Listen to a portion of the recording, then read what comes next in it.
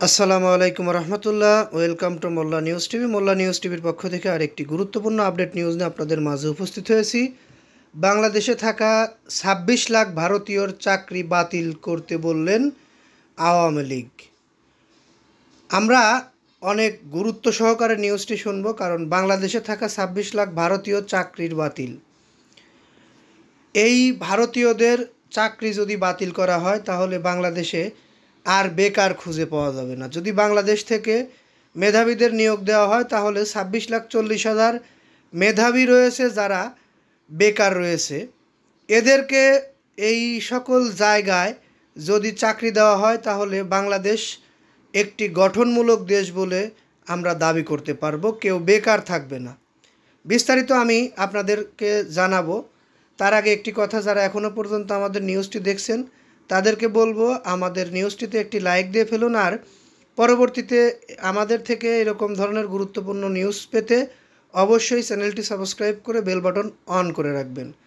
বাংলাদেশের বিভিন্ন প্রতিষ্ঠানের চুক্তিভিত্তিক ২৬ লাখ ভারতীয় নাগরিক চাকরি করেন, এমন দাবি দেশের বিভিন্ন রাজনৈতিক সংগঠনের বহুদিনের। অভিযোগ ছিল হাসিনা সরকার তাদের বিভিন্ন প্রতিষ্ঠানে সুযোগ করে দিয়েছিলেন। এবার সেই শেখ হাসিনার দল থেকেই দাবি তোলা হয়েছে এসব ভারতীয়দের চাকরিচ্যুত করা হোক। বৃহস্পতিবার দলটির ভেরিফাইড ফেসবুক পেজের একটি পোস্টে বলা হয়, মাননীয় উপদেষ্টা ২৬ লক্ষ ভারতীয় নাগরিক যারা বাংলাদেশে চাকরি করেন তাদের তালিকা করে চাকরি থেকে বিদায় করে দেশের তরুণ বেকারদের সুযোগ তৈরি করতে হবে।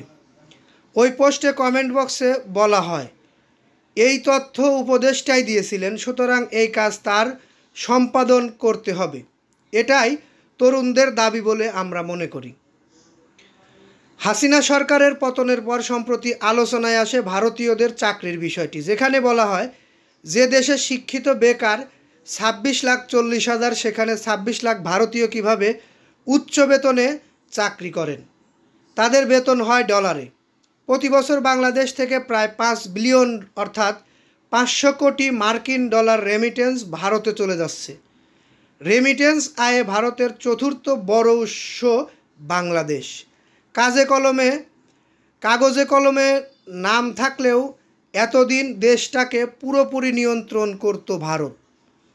নেটিজেনরা বলছেন বাংলাদেশের শিক্ষিত প্রজন্ম নিজ দেশের বেকার ঘুরে, আর ভারতীয়রা এদেশে উচ্চ বেতনে চাকরি করে। একটা রাষ্ট্র কাঠামো কতটা ভঙ্গুর হলে এমন অবস্থা হতে পারে। উল্লেখ্য, ছাত্র জনতার উত্থানের পরে মধ্য দিয়ে পতন হয় শেখ হাসিনা সরকারের। মাত্র ৪৫ মিনিটে শেখ হাসিনা ভারতে গিয়ে অবস্থান করে। আমরা সরকারের কাছে জোর দাবি জানাচ্ছি, ভারতীয় ২৬ লাখ কর্মীকে তাদের কর্মস্থল থেকে বিদায় করে দিয়ে বাংলাদেশি ২৬,৪০,০০০ যে একটি অনুসন্ধান পাওয়া গেছে তারা চাকরির অভাবে ঘুরছে, তাদেরকে ওই সকল স্থানে বসানো হোক। আপনাদের কোনো মতামত থাকলে অবশ্যই কমেন্ট বক্সে জানিয়ে যাবেন। এই বলে এখান থেকে এই ভিডিও শেষ করছি। পরবর্তী ভিডিও পেতে আমাদের সঙ্গে থাকুন। আসসালামু আলাইকুম।